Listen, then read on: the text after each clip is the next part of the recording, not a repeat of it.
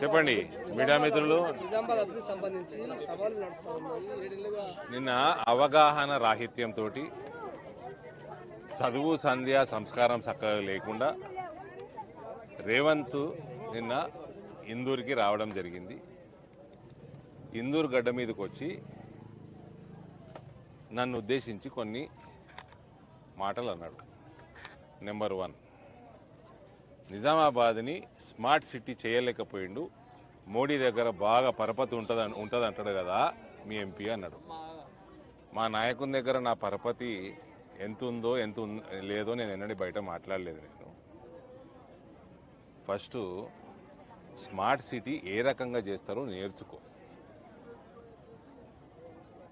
కల్వకుంట్ల దగ్గర పైసలు ఎట్లా వేసుకపోవాలన్నది నీ జ్ఞానం బాగుంది.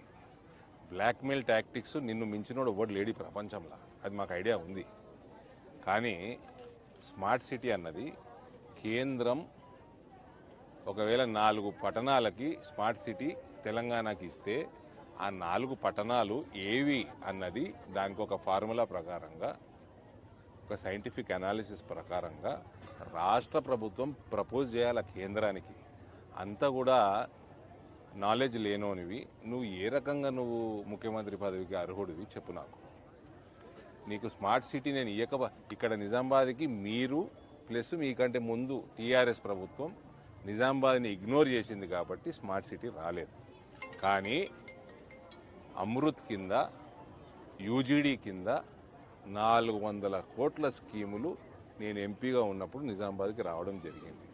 అవిట్లా మీరు అవినీతులు చేసి ఆ పనులు చక్కగా చేయకపోవడం అది మా దౌర్భాగ్యం. మీలాంటి అవినీతి పరులకు ఓటేసినందుకు తెలంగాణ ప్రజలు ఇవాళ ఇబ్బంది పడుతూ ఉన్నారు. నీకు కనీసం జ్ఞానం లేకుండా మాట్లాడకు. పక్కన ఆఫీసర్లు ఉంటారు, వాళ్ళకి చెప్పు నేను చదువుకోలేదు నాకు జర చెప్పానని అడుగు. వాళ్ళని ఇష్టం ఉన్నట్టు నోరున్నదని మాట్లాడదు. రెండోది, మోర్లు సాఫ్ చేయడానికి మోడీ కావాలన్నా ఊకే మోడీ జపనే చేస్తాడు. అరే నువ్వు చేయవా అనే నీ సోనియా గాంధీ జపనం దేనికి పనికిరాని రాహుల్ గాంధీ జపం చేయవా? నరేంద్ర మోడీ బాజాబ్తా మేము జపం చేస్తాము. ఆయన పైసలు పంపుతాడు. ఏదైతే యూజీడీకి పంపిండో, అమృత్ స్కీమ్ కింద రకరకాల స్కీమ్ల కోసం పంపిండో ఆ పైసలు నీలాంటి పొట్టోళ్ళు వచ్చి మోర్లు సాఫ్ చేయాలి.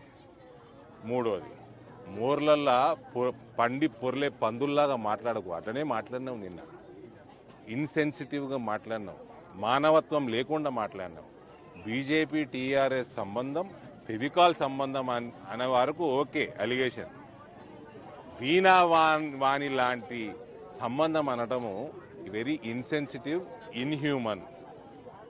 మానవత్వం లేకుండా తయారైనవు. ఒళ్ళు పొగురు బాగా ఎక్కింది. డబ్బులు కల్వకుంట్ల దగ్గర వేసుకుపోయి ఒళ్ళు పొగురు బాగా ఎక్కింది నీకు. వీణా వాణి ఎగ్జాంపుల్ తీసుకొని ఇటువంటి రాజకీయ వేదికల మీద జోకులు వేయకూడదు. అర్థమైందా తొండమూతోడా?